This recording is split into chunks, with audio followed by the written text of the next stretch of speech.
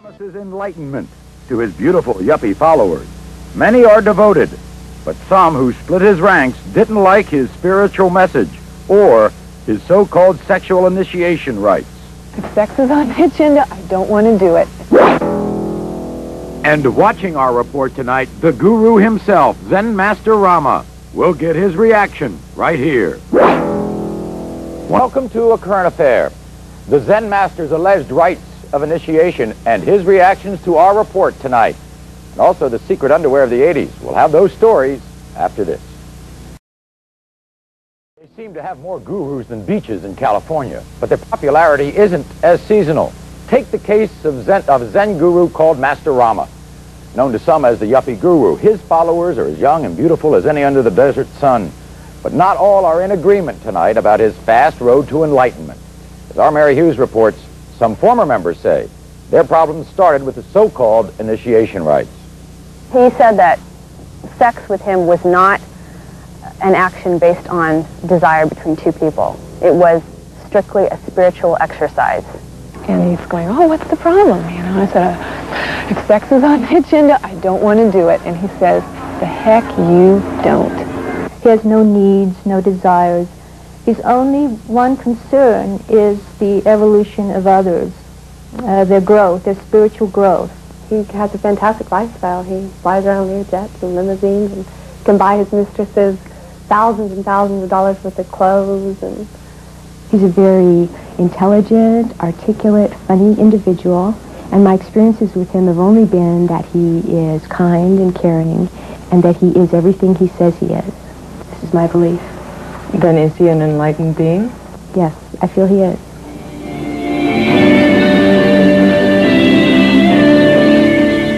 His name is Rama, a self-proclaimed Zen master who has been quoted as saying that he is one of 12 enlightened beings on the planet. His resume reputedly goes back thousands of years and many incarnations. He was a high priest in Atlantis, an occult teacher in ancient Egypt, a yoga master in India. In this lifetime, he is Dr. Frederick Lenz, an English PhD, author of Total Relaxation. At least he was until he became a mystic and teacher of Buddhism under the name Atmandana. But today he spends millions in advertising dollars promoting himself as Zen Master Rama, teacher of Tantric Zen. He promises a fast way to enlightenment. And in seminars across the country, hundreds pay tens of hundreds to attend Rama seminars. Today, he is also fighting an onslaught of negative publicity. Newsweek magazine has called him Zen Master of PR, and the LA Weekly has dubbed him the Cosmic Seducer. He is accused by ex-followers of sexual coercion, mind control, misrepresentation, and drug abuse. He was telling his students he's beyond sex, he's celibate, in other words, that he uses the money that he gets from the group to expand his program and reach new people, that he doesn't do drugs, that he eats a certain diet, that he's working tirelessly for the welfare of his students day and night, sleeping minimal hours, this kind of thing. Now, the other extreme was true, as a matter of fact, that he was doing drugs, lots of LSD and things, that he was living a lavish lifestyle, spending all of this money on his own personal life, that he didn't work a day, that he drank and, you know, this kind of thing. And that he was very interested in women. Oh, God. You don't get more promiscuous. Yeah. I never thought that it would be a sexual relationship. I thought of him as strictly as a teacher, and I was the disciple. But he had other ideas in his head at that point. His reasons for having sex with his women students, he said that he had sex with many of his women students. It was strictly a spiritual exercise designed to energize me and raise my awareness level up to a higher realm. So I could understand his words and his great wisdom. Steve Putnam and Mercedes Hughes were students of Rama. Mercedes Hughes spent months traveling with Rama at his expense. He shared his taste for the finer things in life, bought her thousands of dollars worth of clothes. But what began as a honeymoon turned into a nightmare when Rama showed his darker side. What he started doing was giving me LSD. Now, I had never taken LSD before I met him, and he would hypnotize me and put me in trances and play with my head for hours and hours and hours about how powerful he was, and he'd say, look at me, see how I changed, see how powerful I am. And the worst thing he did was he convinced me slowly that I was possessed by demons. You know, he's constantly talking about demons and lower forces who possess you, and people, you know, stealing your energy and attacking you, making you sick. It's all very, you know, macabre. And Stephen King is one of the... Yes. Stephen King. He, you know, he tells all of his students to read Stephen King books. Why? Because he said it's a reflection of the way the world really is. I'm very nervous. I'm very scared. You know, half of me is going, my guts are going, what's going on here? Why am I alone with this man? Why is he in short shorts? This is real scary. You know, I don't feel good about this.